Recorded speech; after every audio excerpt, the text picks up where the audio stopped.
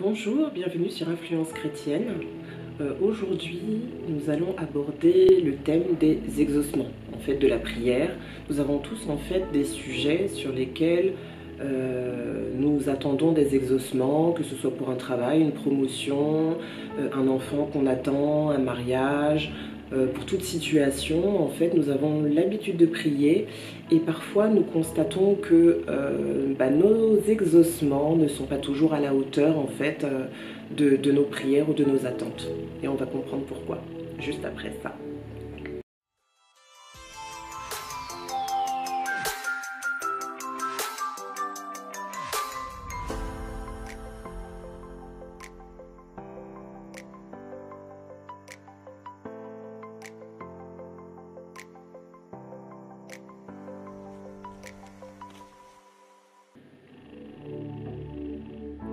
Il y a essentiellement 4 obstacles majeurs au non-exaucement de nos prières ou au retard de l'exaucement de nos prières. Donc la première raison, vous pouvez avoir l'état de votre cœur. J'ai déjà dit dans une vidéo précédente que le cœur est un organe très important pour Dieu et il nous dit dans le Proverbe 4 verset 23 « Garde ton cœur plus que toute autre chose car de lui viennent les sources de la vie ». Il nous dit également dans Matthieu 12 verset 34 « Car c'est de l'abondance du cœur que la bouche parle ». Donc c'est dire à quel point en fait le cœur est vraiment l'état de notre cœur et un élément très important en fait dans l'exaucement de nos prières, mais aussi dans notre intimité avec Dieu, dans la relation qu'on peut avoir avec lui. Vous avez dans Matthieu 15 et dans Marc 7, tout le chapitre en fait est dédié en fait au cœur humain. Donc on va s'intéresser aujourd'hui à Marc 7 du verset 18 au verset 23 dans la version second 21. La Bible nous dit, il leur dit, vous aussi, donc on parle de Jésus, il leur dit, vous aussi, vous êtes donc sans intelligence, ne comprenez-vous pas que rien de ce qui, de l'extérieur, entre dans l'homme ne peut le rendre impur? En effet, cela n'entre pas dans son cœur mais dans son ventre, puis est évacué dans les toilettes. Il déclarait ainsi que les aliments sont purs. Il dit encore, c'est ce qui sort de l'homme qui le rend impur. En effet, c'est de l'intérieur, c'est du cœur des hommes que naissent les mauvaises pensées, les adultères, l'immoralité sexuelle, les meurtres, les vols, la soif de posséder, les méchancetés, la fraude, la débauche, le regard envieux, la calomnie, l'orgueil et la folie. Voilà, c'est l'état de notre cœur qui nous empêche souvent de recevoir les exaucements. On a également en fait comme deuxième obstacle notre conscience en fait face à notre statut d'enfant de Dieu. Alors nous avons tous conscience de manière partielle en fait de notre nouvelle identité. Dieu nous a adoptés, faisant de nous donc ses enfants et à ce titre nous bénéficions d'un héritage dont nous pourrons jouir qu'à notre maturité. Alors je ne parle pas de la maturité naturelle, donc 18 ans, je parle de la maturité spirituelle. Et c'est pour cette raison que nous devons être des chrétiens matures. La Bible nous dit dans Galates 4, versets 1 à 2, dans la version Bible français... Bible français Touran, la version du Semeur, je ne sais plus. Il nous dit « Voici ce que je veux dire, aussi longtemps que l'héritier est un enfant, il ne se distingue en rien d'un esclave, bien qu'il soit le propriétaire de tout le patrimoine. Il reste soumis à l'autorité de tuteur et d'indépendant jusqu'au terme fixé par son père. » En fait, ça veut dire quoi? En Christ, nous avons un héritage qu'il nous convient de posséder. D'accord? Dieu nous l'a donné, Dieu nous a fait des promesses. Nous pouvons... C'est quelque chose qui nous est pleinement accordé. Mais en fait, pour pouvoir posséder un héritage, il faut être suffisamment mûr spirituellement. Et pour être mûr spirituellement, suffisamment mûr spirituellement, on a des choses qu'on ne peut plus faire, qu'on faisait peut-être au début de notre marche chrétienne parce que nous étions encore des bébés spirituels, des nouveau-nés spirituels. Et à ce titre-là, on avait besoin de grandir, d'apprendre des choses. Quand vous êtes dans le Seigneur depuis un certain nombre de temps, il y a des choses en fait que vous ne pouvez pas faire, que vous faisiez peut-être au tout début parce que vous étiez jeune dans la foi, mais en fait, en grandissant, ce sont des choses que vous ne pouvez pas faire. On ne peut pas demander en fait, on ne peut pas, c'est normal en fait que un enfant de 15 ans, donc un jeune de 15 ans, ne se comporte pas comme un enfant de 5 ans. Voilà, c'est en ça où en fait, pour pouvoir posséder, il faut d'abord grandir. Et notre croissance spirituelle se fait au travers de différents éléments. Toujours les mêmes choses, hein, c'est toujours les mêmes bases. La lecture de la parole, la méditation de la parole, la prière. Ce sont vraiment les fondements, ce sont les bases. Et c'est ce qui, en fait, dans la lecture et dans la méditation de la parole, va nous permettre, en fait, de grandir spirituellement, de pouvoir prétendre à notre héritage. Pourquoi? Parce que vous allez être dans une situation où... vous voulez le mariage, vous attendez votre mariage, vous attendez un enfant, vous attendez l'exaucement au niveau donc d'une promotion, d'une guérison parce que vous êtes malade ou pour tout autre aspect en fait de votre vie, pour pouvoir pleinement en fait vous saisir des promesses que Dieu a données, donc de notre héritage, pour la guérison, pour la richesse, etc.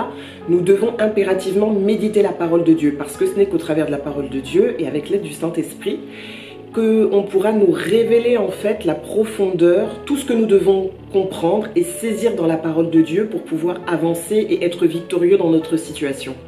Les choses tarderont peut-être à venir parce que Dieu est le maître du temps et des circonstances.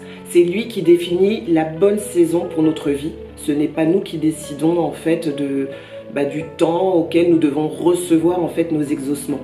Il doit en fait estimer que nous sommes prêts. Voilà. Et tant que nous ne sommes pas prêts, nous ne pouvons pas recevoir de lui nos exaucements. Si nous ne sommes pas fidèles dans les petites choses, nous le serons encore moins dans les grandes choses. Et Dieu veut que nous puissions évoluer, grandir avant de pouvoir recevoir nos bénédictions. Il y a une troisième raison qui peut aussi expliquer les blocages qu'on peut avoir dans les exaucements de nos prières, c'est une attitude, notre soumission à Dieu et à sa volonté. Nous devons entièrement nous soumettre en fait à sa volonté, lui faire confiance et ne pas douter. D'accord? Quelle est la différence entre la soumission et l'obéissance? L'obéissance, j'en parlerai après, c'est le quatrième point, mais qu'est-ce que la soumission? La soumission, c'est en fait pour moi la première étape. C'est une action, un processus qui consiste en fait à céder volontairement face à un pouvoir ou face à une autorité. Ça veut dire que c'est un choix qu'on fait, donc volontaire, de pleinement se laisser porter, de se soumettre. C'est une vraie disposition de cœur. L'obéissance, c'est plutôt une conformité ou une soumission en fait à une autorité, à une loi, à une règle. Alors vous me direz, c'est la même chose. Non, pas tout à fait. Parce que vous pouvez obéir sans vous soumettre. D'accord? Les enfants peuvent le faire. Un enfant demande quelque chose, l'enfant le fait, mais il n'a pas forcément envie de le faire. Il le fait parce qu'il doit le faire. Ça, c'est l'obéissance. La soumission, c'est différent parce que autant vous pouvez obéir sans vous soumettre, autant vous ne pouvez pas vous soumettre sans obéir. Parce que la soumission, en fait, c'est une disposition de cœur. Ça veut dire que non seulement vous vous conformez à ce qu'on vous demande, mais vous acceptez de le faire et vous le faites d'un cœur sincère. Vous voulez en fait le faire parce que vous comprenez pour quelle raison il faut le faire. Vous comprenez que la soumission, c'est quelque chose que Dieu nous demande et vous n'obéissez pas simplement parce qu'il faut le faire avec un cœur endurci. Vous le faites parce que Dieu le demande et vous avez envie d'être agréable à Dieu. Vous avez une relation d'intimité profonde avec Dieu, donc vous vous soumettez. Donc c'est la première étape. D'abord vous vous soumettez et ensuite vous obéissez. Voilà.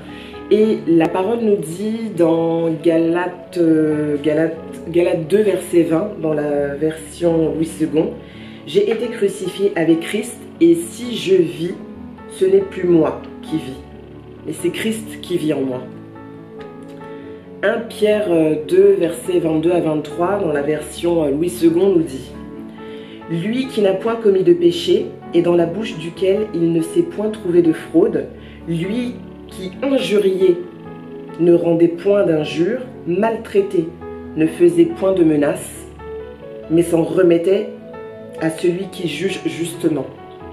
Donc là, la Bible nous dit que Jésus même se soumettait pleinement, totalement en fait, à l'autorité du Père.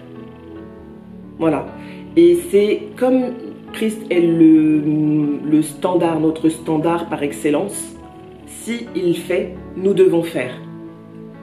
On nous dit également dans 2 Timothée 2, verset 19, donc dans la version Parole de vie, « Pourtant, les solides fondations que Dieu a posées résistent. Voici les paroles qui sont écrites sur elles. Le Seigneur connaît ceux qui sont à lui. Et encore, celui qui dit « J'appartiens au Seigneur » doit s'éloigner du mal. » Quand on se soumet en fait à la volonté de Dieu, qu'on se soumet à Dieu et à sa volonté, on s'écarte du mal. D'où le 4e point, nous devons obéir et marcher dans la sanctification. C'est ce que la Bible nous demande, c'est ce que la parole de Dieu nous demande, c'est ce que Dieu nous demande en fait en toute chose pour pouvoir recevoir nos exaucements et toujours justement être intime avec lui. Il nous dit, qu'est-ce que la sanctification? En fait, la sanctification, donc l'obéissance, on en a déjà parlé, je vous l'ai expliqué dans le point précédent. La sanctification, c'est un processus de croissance à la ressemblance de Christ. Ça veut dire que la Bible nous dit qu'on doit être des imitateurs de Christ. C'est ça en fait la sanctification. On doit marcher comme Christ. Tel il est, tel nous devons être. Ce qu'il a fait, nous devons aussi pouvoir le faire. Voilà, c'est ça en fait la sanctification. Nous devons nous éloigner de la tentation, du péché, des œuvres de la chair et marcher plutôt avec le fruit de l'esprit. Donc toutes ces choses-là, en fait, c'est ce que la Bible nous demande. Même si nous savons que nous n'atteindrons jamais en fait la perfection de Christ, nous devons nous rapprocher au maximum de lui d'un point de vue moral. On nous dit dans Romains 6,16, dans la version second 21, « Ne savez-vous pas que si vous vous livrez à quelqu'un comme esclave pour lui obéir, vous êtes esclave du maître à qui vous obéissez, soit du péché qui conduit à la mort, soit de l'obéissance qui conduit à la justice. » Maintenant, c'est vous qui devez décider. Est-ce que vous voulez être esclave du péché ou esclave de l'obéissance? Est-ce que vous voulez être esclave des ténèbres ou esclave de la lumière? Est-ce que vous voulez être esclave de Dieu, donc de Jésus, ou esclave du diable? Je pense que le choix est quand même relativement simple. On nous dit également dans 1 Jean 3, versets 9 à 10, dans la version Louis II, « Quiconque est né de Dieu ne pratique pas le péché parce que la semence de Dieu demeure en lui, et il ne peut pécher parce qu'il est né de Dieu. C'est par là que se font connaître les enfants de Dieu et les enfants du diable. Quiconque ne pratique pas la justice n'est pas de Dieu, non plus que celui qui n'aime pas son frère. » Donc en fait, je ne vais pas dire que c'est facile de marcher tout le temps dans l'obéissance et de rejeter le péché, ce n'est pas ce que je dis. Mais parce que Jésus est mort à la croix pour nous, il nous a libérés, il nous a affranchis en fait de la puissance du péché. Voilà.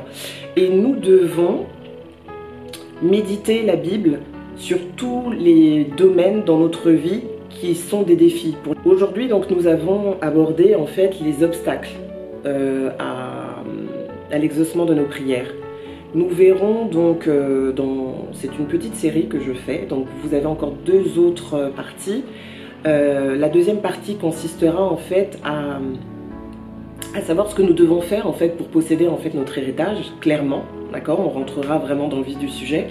Et dans la 3e partie, donc une 3e vidéo, je vous expliquerai comment maintenir nos exaucements. Parce qu'en fait, une fois que nos exaucements arrivent, nous ne devons en aucun cas en fait nous relâcher. Nous devons toujours être aux aguets, nous devons toujours veiller, prier. Parce que le diable est toujours là et qu'il rôde toujours. Et que ce que Dieu nous a donné, il cherchera toujours à nous voler, à nous dérober. Et il cherchera toujours à nous détruire. Donc, je vous invite juste à quelques mots qu'on va adresser à Dieu pour nous aider. Père, nous te remercions parce que tu as donné ta vie, parce que tu as donné ton Fils Jésus-Christ pour chacun de nous, pour que nous soyons tous libérés de la puissance, Seigneur, du péché, du mal et de la mort dans nos vies. Nous te demandons, Père, en toutes circonstances, de nous enseigner, Seigneur, ta parole, de la graver sur les tables de nos cœurs, afin que nous puissions, en toutes circonstances, dans tous les défis du quotidien que nous rencontrons, que nous puissions la proclamer, comme Jésus l'a fait dans le désert. lorsque Satan l'a tenté, il a dit « il est écrit » et le diable a fui. Nous devons essayer, Seigneur, de te suivre, de nous soumettre en fait à ta volonté, de t'obéir et de marcher dans la sanctification. Aide-nous par ton esprit à pouvoir nous revêtir, Seigneur, de tout ce que tu souhaites pour nous, de tout ce que tu veux pour nous, que nous puissions marcher avec toi en toutes choses, ne jamais te lâcher la main et toujours nous confier en toi, dans le nom de Jésus-Christ. Amen. Merci de m'avoir suivi et n'oubliez pas donc de vous abonner, de commenter, de liker et je vous dis à bientôt pour la deuxième partie donc, de notre série sur l'exaucement des prières. Au revoir.